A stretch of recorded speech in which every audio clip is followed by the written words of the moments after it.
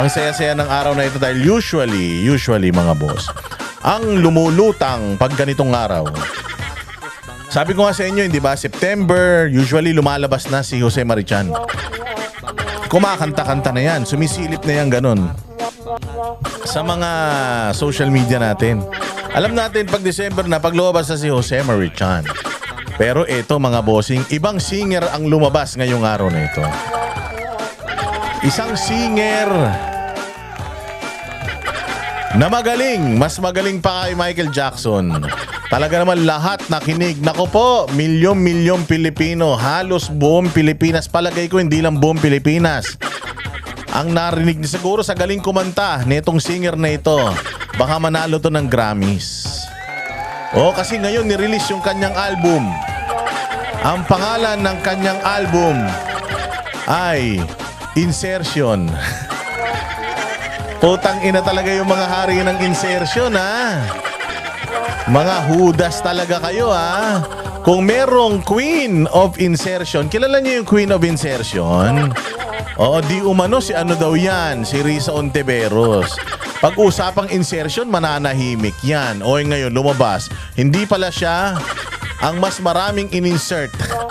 Mas magaling sa insertion yung leader ng sindikato na si Bongbong Marcos. Di umano.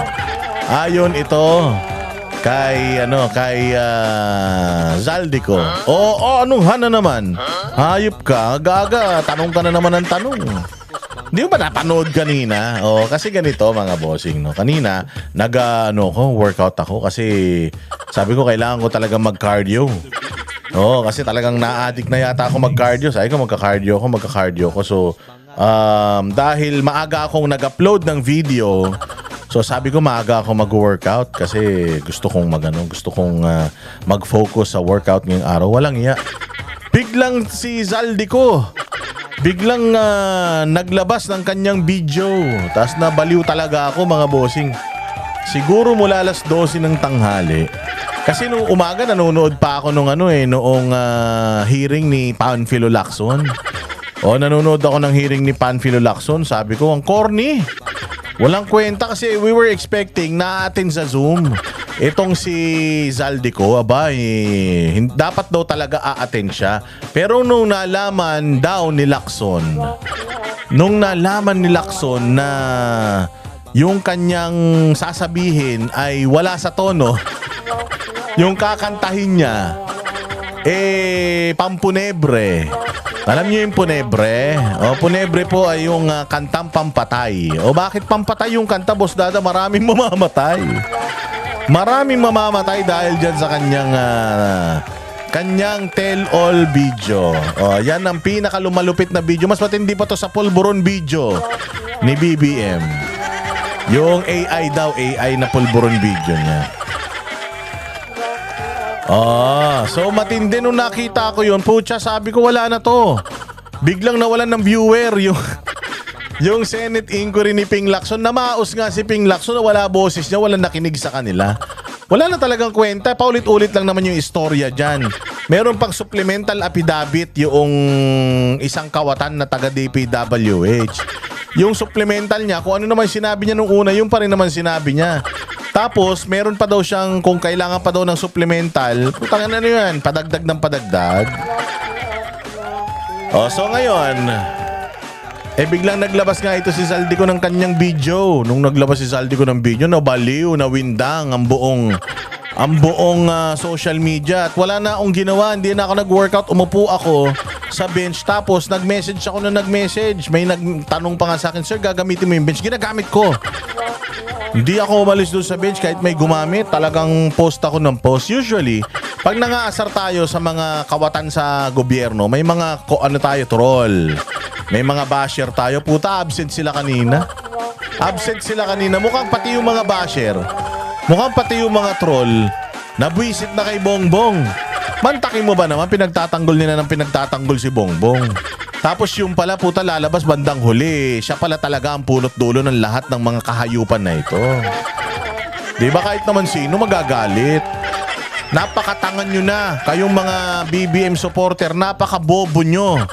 Kung hanggang ngayon ipinagtatanggol nyo pa rin yung kumag na yan, yung Judas na yan, yung traidor na yan sa bayan. Walang tinuyan. Sinabi ko naman sa inyo. Hindi pa kayo naniniwala sa akin. Ang magnanakaw ang tatay, magnanakaw ang nanay. Alangan namang mga anak yan ng santo. Hindi naman mga anak ng santo yung dalawang magnanakaw. Yung dalawang magnanakaw, ang anak niyang puro magnanakaw din. Tandaan niyo yan. Walang matinong Marcos. Oo, kahit si Amy, wala yan. Hindi matino yan kahit nagsasalita yan tungkol sa kapatid niya. Hindi nga niya inaamin na yung kapatid niya sabog eh. Oo, wala yan. Si Amy, she just wants to be relevant. Ibig sabihin, kailangan kumampi ni Amy doon sa susunod na magiging makapangyarihan sa Pilipinas. Bakit? Kasi hindi siya naging makapangyarihan ngayon eh. Bakit sa tingin ninyo? Kung si Amy nakapenetrate sa kapatid niya, kung si Amy binigyan ng kapatid niya ng kapangyarihan o ng impluensya sa pamumuno, sa tingin nyo mag-iingay yan si Amy? Sa tingin nyo magsasalita si Amy against sa gobyerno? Hindi. Kaya nagsasalita si Amy, mga bossing ha. Kaya yan nagsasalita kasi nga gusto niya maging relevant siya. Gusto ni Amy na hindi siya maglaho kasi sigurado yung kapatid niyan maglalaho na, tsaka yung mga anak ng kapatid niyan maglalaho na yan sa mundo ng politika, mga bossing, kasi mabibisto eh. So ngayon si Amy, syempre, wala na nga siyang kapangyarihan ngayon. Wala na siyang impluwensya ngayon. Tapos pagdating ng panahon ni Inday Sara, kung inaway niya pa si Inday Sara, di lalo 6 na taon na naman siyang walang kapangyarihan o relevance. Nanalo nga lang yan dahil ikinampan niya, pinagmakaawa ni Inday Sara yan. Kaya ngayon si Amy, kung makikita nyo, nagsasalita siya against kay Romualdez, against sa mga kasamahan niya, but never niyang binatikos yung kapatid niya in a sense na may kasalanan niyan, ganun. Kahit man lang sabihin niya na, tol, magpa-drug test ka na. Para ako, alam ko naman na hindi ka addict, kapatid kita eh. So magpa-drug test ka na para tapos na yung problema. Wala man lang siyang ganun. Hindi nga siya manawagan na lumayas na yung kapatid niya sa pwesto eh. Hindi ba? So ibig sabihin yan, mga boss, ito sa Amy, lumalaro lang ito. She just wants to be relevant, stay relevant, kaya gusto niya na lang siya, na kampi siya doon sa, alam niya na sa susunod mananalo. And may crowd naman talaga sa DDS. Malaki naman talaga yung crowd ng DDS. And solid ang crowd ng DDS. Kaya lang ang hirap kasing paniwalaan Amy. Sa bagay, may bali-balita, hindi naman daw kapatid ni Bongbong yan si Amy. Iba naman daw ang tatay niyan, di umano ha. So baka kaya medyo hindi masyadong kawatan ito si Amy, pero ibang klase ito si Bongbong. Tinalo ni Bongbong, ako nagbabase lang ako ha. Hindi naman guilty pa si Bongbong dahil inaakusahan pa lang naman siya. Pero nagbabase ako sa akusasyon sa kanya. At sa tingin ko talaga siya yung most guilty. Pero everybody is innocent until proven guilty kasi gano'n naman tayo eh. So inosente pa yan. Pero assuming na totoo itong sinasabi ni Zaldico, putang ina, grabe. Bongbong Marcos, 100 billion, wala kang kabusugan. Isang taon lang 100 billion ang ninakaw mo. Ilan na ang ninakaw mo nung 2023, 2024? 3 budget na yan. So kung sa 2025 nakapagnakaw ka ng 100 billion, let's say for example 100 billion din ninakaw mo ng 2023, 100 billion din yung ninakaw mo ng 2024, ng 2022. So 3 na yan. 23, 24, 25, 3 na pala yan. Pang-4 na tong 2026. So ibig sabihin ganun na kalaki kinita mo. Magti 300 billion na. O 300 billion na siguro, assuming mga bossing na totoo itong sinasabi ni Zaldico, assuming na totoo yung sinasabi niya, grabe, hindi mo kayang ubusin yan, BBM. Kahit lahat ng cancer sa mundo makuha mo, hindi mo mauubos pampagamot yung pera na yan. Sobra-sobra yan. Grabe ka naman, tinalo mo pa yung ZTE deal ni Gloria. Tinalo mo yung plunder ni ERAP.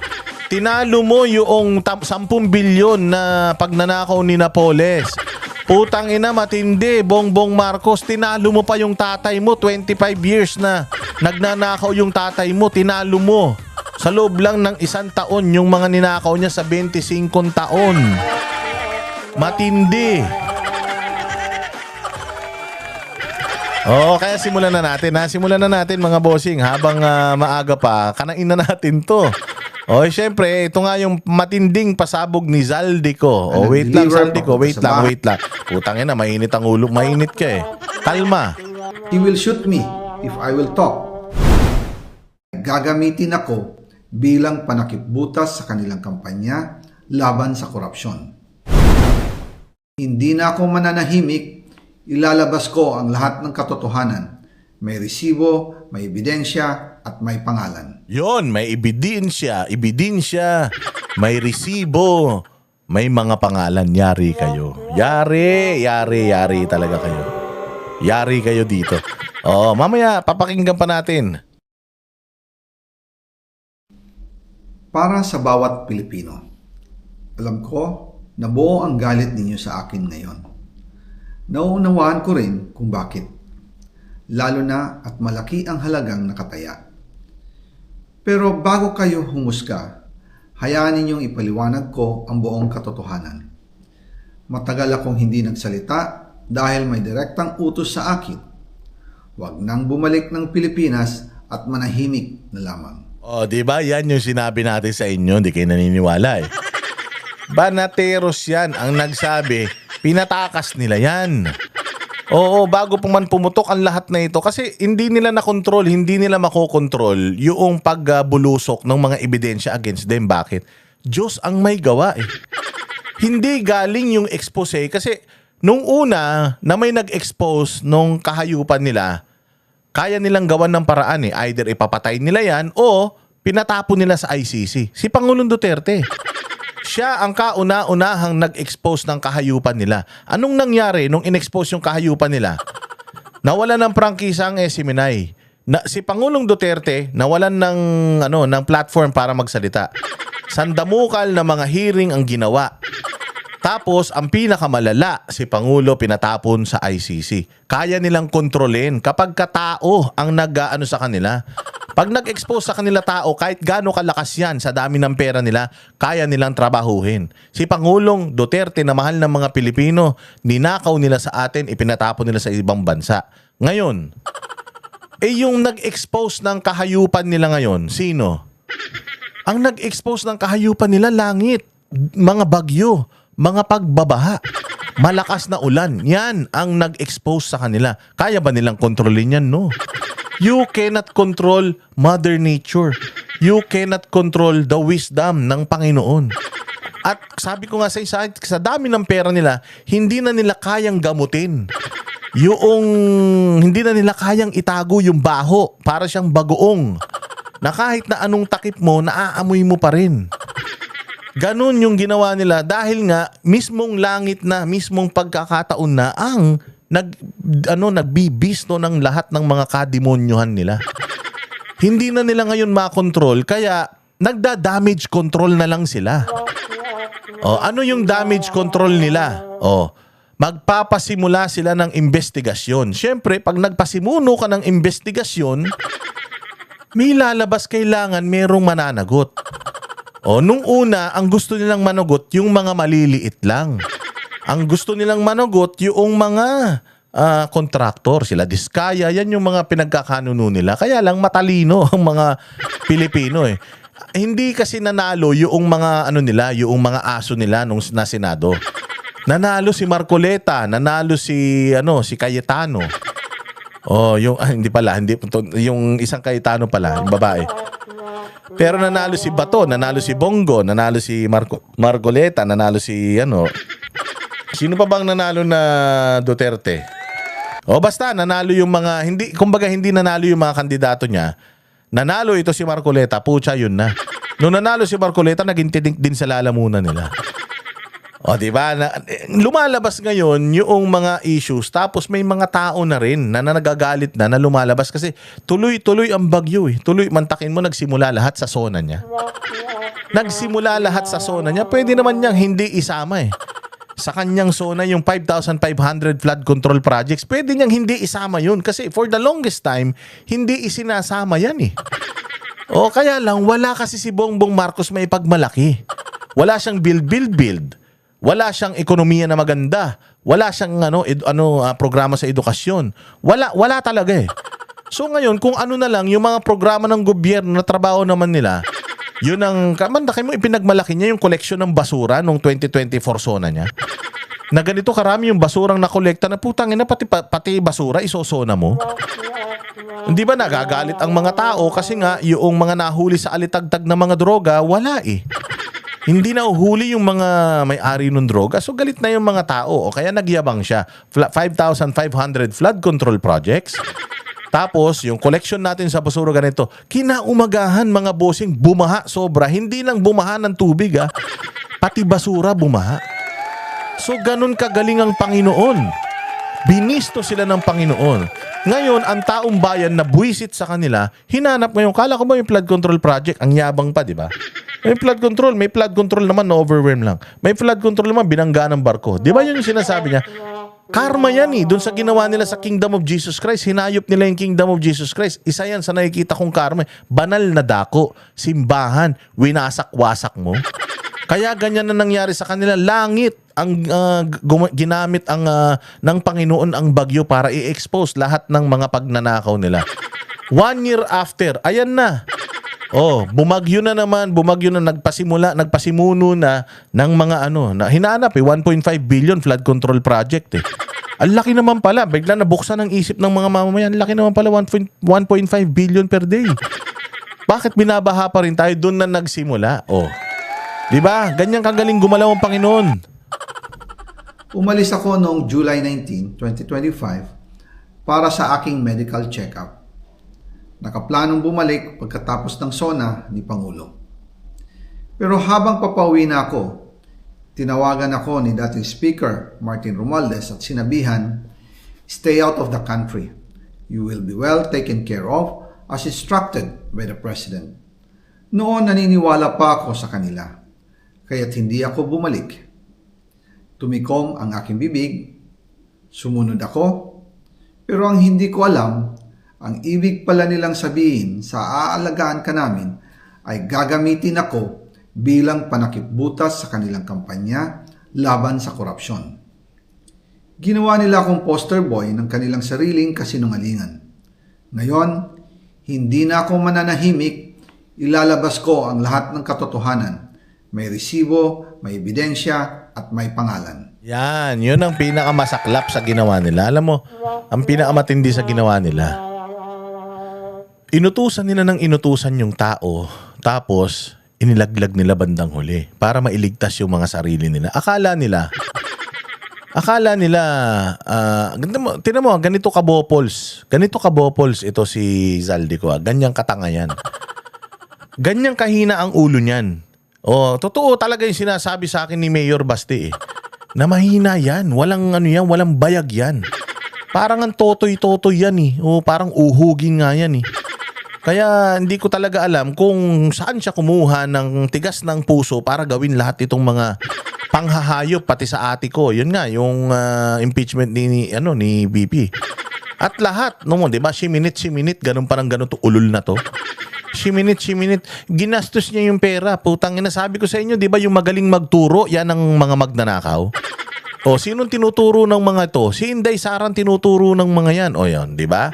Mas malaki ngayon parang mga kawawa, parang mga mga basansisiw. Nakita niyo yung damit? Naniniwala ka ba sa dami ng ninakaw ni Zaldico, hindi siya nakabili ng Amerikana nakasukat niya? Nakikita mo ba yan? Sa tingin mo, sa dami-dami ng perang kinulimbat niya. May hotel ka, may mga resort ka. Hindi ka marunong magplansya ng ng Amerikana mo. Ang laki-laki pa nung Amerikana. Di ba? So, alam mo yung sinasabi ko na mukha kayong mga yagit ngayon. Paano kayo hindi magiging mga mukhang yagit? Ang yabang-yabang nyo noon, ang tatabaan nyo. Tinuturo nyo si Inday Sara, 125 million. Tapos kayo, putangin na nyo, ninakaw nyo 100 billion isang taon. Grabe. Putangin na nyo. Sobra talaga ang mga kademonyuhan ninyo. Nagsimula ito nung tumawag si Sekmina Pangandaman sa akin nung nagumpisa ang BICAM process last year, 2024. Ang sabi niya, katatapos lang ng meeting nila ni Pangulo at may instructions na mag-insert o magpasok ng 100 billion worth of projects sa BICAM. At sinabi pa ni Sec Mina, you can confirm with Yusek Adrian Bersamin that Oh, kilala niyo yung Adrian Bersamin. Hindi yan si assistant special as hindi SAP sila dami yun eh. Si executive assistant. Oh, executive secretary Bersamin, yung pumalit kay yung pumalit kay Vic Rodriguez na si ES Bersamin. Hindi siya 'yon. Itong Bersamin na ito, anak ito nung gobernador ng Abra yata. Oo. Oh, ano to? Taga-Abra to. Hindi ito yung ES Bersamin hindi ito yung ES Bersamin. dahil magkasama sila sa meeting ni Pangulong BBM noong araw na yon. Tinawagan ko po agad si Yusek Adrian Bersamin at tinanong ko kung may instruction nga ba ang Pangulo. Pero yung Yusek Bersamin na yan, ano yan, tao yan ni Lucas Bersamin. Kaapelido lang niya kaya akala ninyo siya. Hindi siya yan, hindi rin niya anak yan. Anak yata yan ng isang opisyal sa Norte, sa Abra. Syempre, Solid North, alam nyo na. Magpasok ng 100 billion during their meeting. Ang sabi niya ay totoo nga po. Right after our conversation, tinawagan ko po si dating Speaker Martin Romualdez at nireport ko ang instructions ng Presidente to insert the 100 billion projects. At sinabi niya sa akin, what the President wants, he gets. Grabe, no? What the President wants, he gets. Ganun katindi. Kung anong gusto ng presidente, ganun, spoiled nga eh. Di ba sabi naman sa inyo ni Pangulong Duterte, spoiled yan. Oo, walang alam yan, spoiled yan. He's a weak leader. Mag-uutos lang yan. Wala niyang pakialam kung paano nyo gagawin. Basta kailangan yung, yung parte ko akin. Anong sabi niya? Anong sabi nito ni Romualdez? Nung narinig ko yon, sinabi sa akin, sinabi ko sa Speaker of the House. Kasi talagang hindi kikilos ang isang appropriations chairman kung walang basbas ng Speaker of the House. Kasi kapag hindi nalaman ng Speaker of the House yung ginagawa mo, binaypas mo siya, yari ka. Malaki pagkakasala mo at likely na mahuli ka kasi tumira ka nang wala kang wala kang kakutsaba. 'Di ba kailangan may kakutsaba kapag gumagawa ka ng krimen? Hindi ka pwedeng gumawa ng krimen na mag-isa ka lang, lagi kang may amo. Laging grupo 'yan, laging sindikato 'yan, laging marami 'yan. Kasi pag ginawa ito ni Zaldico mag-isa, maniwala kayo sa akin, kaliwat kanan ang silip ng mga yan, nagdidibati yung mga yan sa plenaryo eh. Patungkol sa mga budget eh. Nagdidibati yung mga yan. Kaya hindi yan magagawa ni Zaldico nang mag-isa siya. Ngayon may magrereklamo sa baba niya. Ang sasabihin lang naman nito sa Zaldico, ba't ka nagrereklamo? Utos ng presidente. Utos ni Romualdez. O sige, sasabihin ko kay Romualdez na ayaw mo nitong nangyayari na to. O anong gagawin ni Romualdez? Bipigilan yung budget mo. Gusto mo ba nun? Di ba sabi nga ni Duke Prasco ng Cebu, kaya siya pumirma sa impeachment ni Inday Sara. Kasi ginigipit yung budget niya, kawawa naman daw yung distrito niya. Ganun din ang gagawin. So ikaw papalag ka. Ako papalag ako kay Zaldico kung congressman ako. Makakawawa yung ko. Hindi na lang ako iimik. Pero kung halimbawa, si Zaldico lang mag-isa, papalag ako. Oy, mali yan, sir. Hindi tama yan na yung ginagawa mo na ganyan. Susumbong kita kay Romualdez. Kung walang alam si Romualdez, sasabihin niya, sir, si Zaldico ninanakaw yung pera. Magagalit yung si Romualdez. Bakit? Kasi putya ako, binabypass mo ko eh.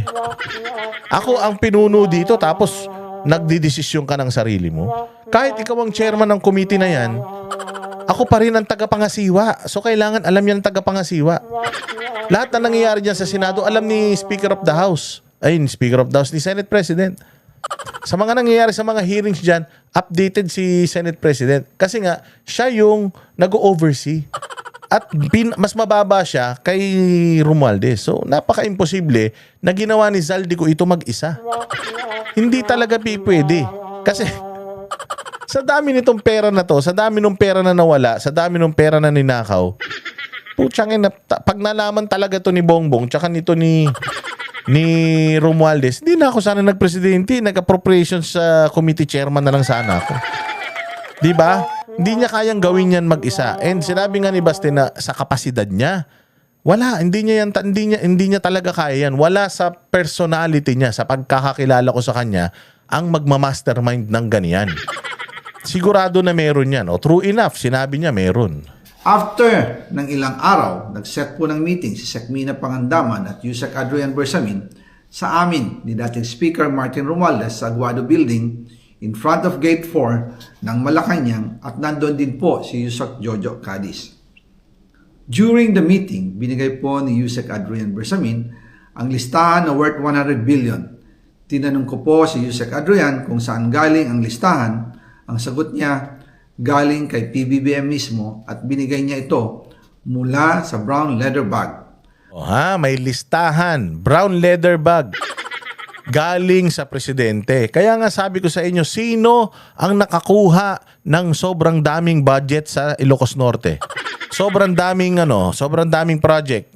Majority ng project ng mga flood control sa Ilocos Norte, kanino napunta? Kala Diskaya. Tao niya yan, sila Diskaya eh. Pinatakbo nga niya yan sa Pasig eh. Kalaban ni ni Vico Soto. Sumumpayang mga Diskaya eh. Nung tumakbo siyang mayor eh, sumumpayan kanino? Kay Bongbong Marcos. Kapartido nila yan eh.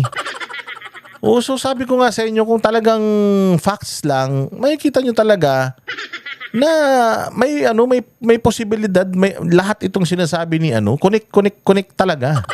Para siyang Lego na talagang yung pieces nung Lego pasok sa talagang itsura niya. Parang 'di ba yung puzzle, pasok na pasok, walang awang. Nung sinabi po ni Yusek Adrian Bersamin yung brown leather bag, naalala ko noong nasa Singapore kami right after the elections of May 2022 sa Hilton Hotel, kami ni dating Speaker Martin. Tingnan mo naman, detalyado. Alam niya kung anong taon, saan, anong bansa. Pucha, yan ba ang hindi nagsasabi ng totoo? Yan ba ang gumagawa, tumatahi-tahi ng istorya? Kumpirmado, binanggit pa yung mga tao na involved. Pati yung kulay nung bag. Alam niya. Parang si din yan, si Guteza, alam niya na Remoa talaga yung ginamit na maleta sa pagdi-deliver ng pera sa kanila. Pero sana, alam mo, ginawa mo dito sa Aldico, inamin mo na totoo yun, yung nagdi-deliver si Guteza sa amin ng pera. Sana inamin mo yun para talagang mas maganda PBBM, habang pauwi at pabalik ng Pilipinas, hinabol ng PSG ang brown leather bag at ang sabi ni PBBM, maiwan na lahat, wag lang ang brown leather bag. Kaya naniwala ako na utos talaga ito ng Pangulo. Pagkatapos ng ilang araw, I informed sina dating Speaker Martin Romualdez, Sec Mina Pangandaman, Yusek Adrian Bersamin, and Yusek Jojo Cadiz na kung pwede 50 billion lang ang ipasok sa program funds dahil sobra ang DPWH funds versus sa DepEd. In practice, hindi pwede na mas malaki ang budget ng DPWH kaysa edukasyon. Narinig nyo yan kanino. Unang-una natin narinig yan kay Arnie Tevez. Kinwestiyon ni Arnie Tevez, actually hindi lang 2025 budget at 2024 budget. Yung 2024 budget natin mga bossing, kinwestiyon yan ni Arnie Tevez. Tama ba? 2024 ba o 2025 yung kinwestiyon ni Arnie Tevez? Basta, kinwestiyon ni Arnie Tevez yun. Sabi niya, it is unconstitutional na nilalagay nila yung pera sa DPWH. Yan ang pinakakurakot. Dapat pinakamalaki ang budget allocation sa education sector. Hindi sa DPWH. Wala nga silang build program. Ang laki ng budget ng DPWH. History. The biggest in budget history yung nilagay nilang pera doon. Pero dalawang 2024, pinakamataas na ang budget ng DPWH. Pati 2025. Pati 2025 mga bossing, malaki na yung budget. So unconstitutional in that sense yung budget. O sinabi niya 500 ano lang sir, 550 billion lang kasi lalagpas bawal. Anong sabi? And yung balance na 50 billion, ilagay na lang sa unprogrammed funds for the 2025 budget. Dahil Office of the President din ang nagre-release ng lahat ng unprogrammed funds. Pagkatapos ng isang araw, tinawagan ako ni Sec Mina at sinabi ang mensahe ng Pangulo. Ipasok ninyo yan dahil pinangako na sa akin ni Speaker Martin yan at hindi na pwedeng baguhin. Tigas. 'Di ba? So mahal ni Pangulong legacy niya ang edukasyon? Hindi. Kasi kahit na mas mataas ang allocation ng DPWH, sinabi na nga ni Zaldico, sir, masisilip tayo kasi sobrang laki ng allocation ng DPWH. Dapat ang pinakamalaking allocation dapat yung education. Anong sabi ni Bong? Wala akong pake. Kailangan ibigay nyo yan. Pinangako na sa akin ni Martin yan. Kasi ganito ang nangyayari daw ha. According to Chanko ha, nagagalit na daw. Di umano yung presidente kasi itong dalawa na lang kumikita. Oo, kinukuha na pati yung mga proyekto na dapat ang presidente ang may hawak at mangangako. Kumbaga, pang leverage sana ng presidente yun para siguro may makuha siyang mga tao. Oo, wala na daw siyang maipangako kasi nga sinasarili nitong dalawa. Oo, taragis yan. Kaya ngayon, sabi nito ni Bongbong, according dito hindi pwede. Tingnan nyo, lagi na lang kayong busog. Ako, wala na. O, kayo lang ang kumikita. Hindi, bigay mo yan. Kahit anong mangyari, bigay mo yan. Pinangako na sa akin yan, bahala kayo dyan. O, di ba? Ganyang katigas ang mga yan. Putya, kung umasta, kala mo pera nila. Kumbaga, ang utos ng hari hindi pwedeng mabali. Grabe, may hari na pala sa Pilipinas. Ngayon ko lang nalaman. Sa bagay, hari ng tanga. O, kasi tanga yung, yung presidente natin. O. Again, I informed the Speaker and asked clearance about the instructions ng Pangulo. At ang sabi niya, wala tayong magagawa. Kaya po nagtataka ako kung bakit sinasabi ni Pangulo na hindi niya makilala ang budget, samantalang lahat na binawas at dinagdag sa mga ahensya ng gobyerno ay humihingi ng approval sa kanya si Sec Mina Pangandaman. Abangan ng part 2, abangan. Thanks for watching, Banateros. Ayan, abangan natin. So, nakita nyo, juicy itong information galing kay Zaldico. And again, this is just a 6-minute na video. Imagine kung babalikan lahat from 2023 budget 2024. Pag binalikan lahat yan, maniwala kayo, kulang ang isang araw.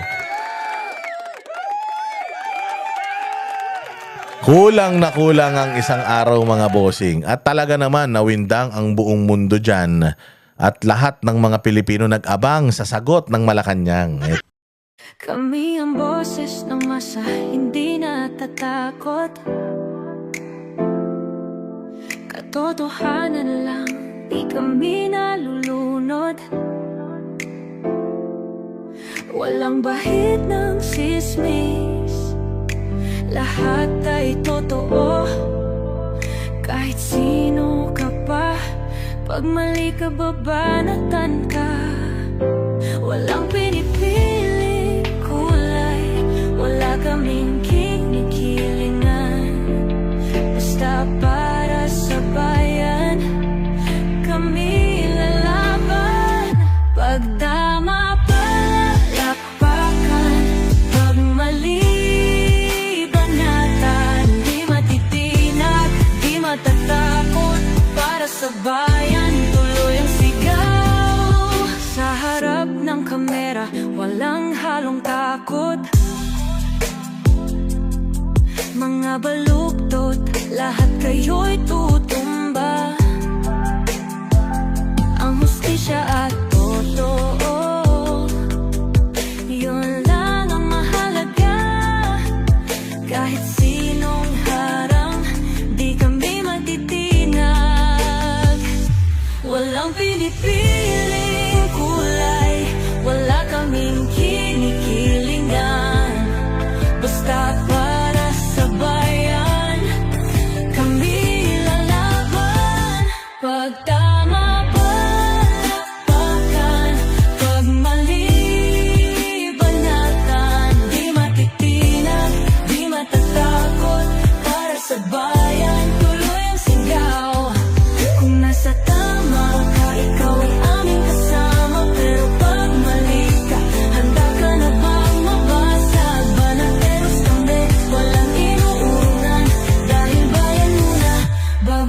sarili.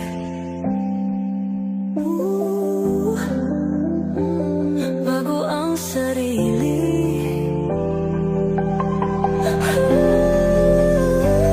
Pag tama palakpakan, pag mali banatan, banates ang sigaw, katotohanan ang